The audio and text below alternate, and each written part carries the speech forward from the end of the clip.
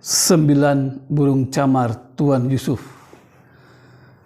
karya Taufik Ismail, ditulis di Kafetun 26 April 1993, dibaca oleh Mukhlis Dendros di Kota Batam.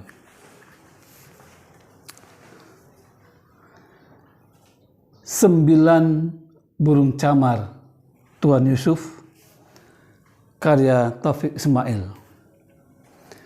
Sekarang bayangkan, saya memegang terali kubur pertama Tuan Yusuf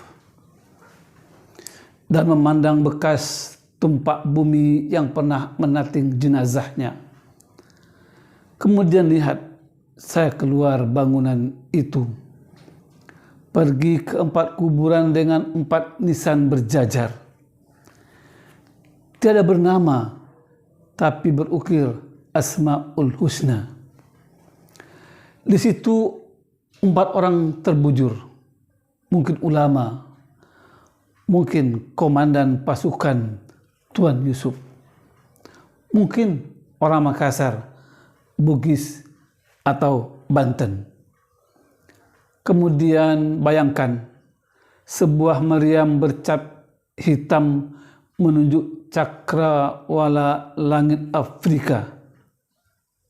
Ikutilah kini saya, surut 3 abad mengingat-ingat jalan pertempuran ketika Tuan Yusuf jadi komandan. Dengar angin bertiup di Faur waktu itu.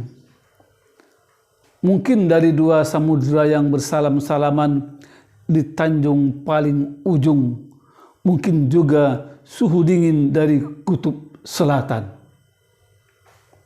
Lihat, dedaunan musim rontok pada dedahanan mengitari teluk bermerahan yang berbisik-bisik menyanyikan ketika warna ganti berganti. Dapatkah kita membayangkan Tuan Yusuf, seorang sufi yang cendekia, zikir membalut tubuhnya, karangan mengalir melalui kalam terbuat dari sembilu bambu dengan dawat berwarna merah dan hitam, jadi buku dalam 3 bahasa. Lantas, fantasikan tulang belulang seorang pemberani tersusun dalam peti, berlayar lebih 10.000 kilometer lewat 2 samudera. Suara angin dari barat menampar-nampar 7 layar di pesisir Celebes buang jangkar. Lalu orang-orang bertangisan menurunkan Tuan Yusuf penuh hormat ke dalam bumi Lakium dekat tempat ibunya Aminah bertumpah darah melahirkannya.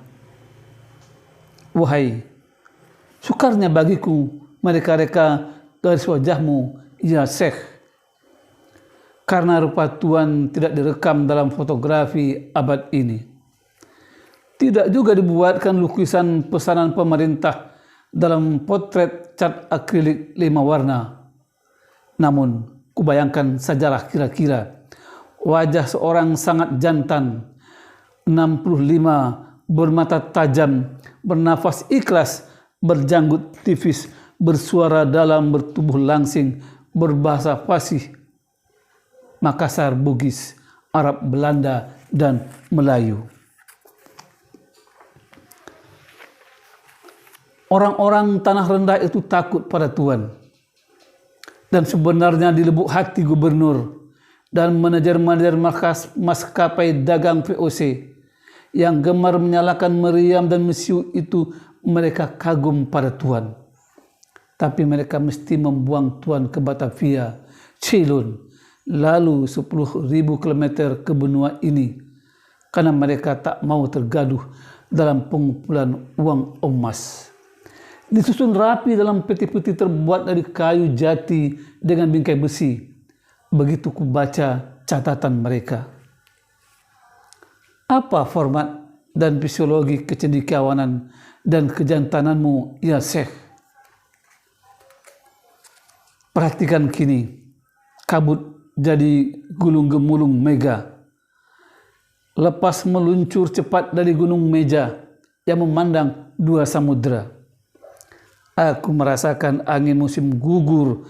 Bulan April berkata, "Kau merdeka hari ini karena 3 abad lalu Syekh Yusuf telah membabat hutan rotan dan menyibakkan ilalang berduri untukmu."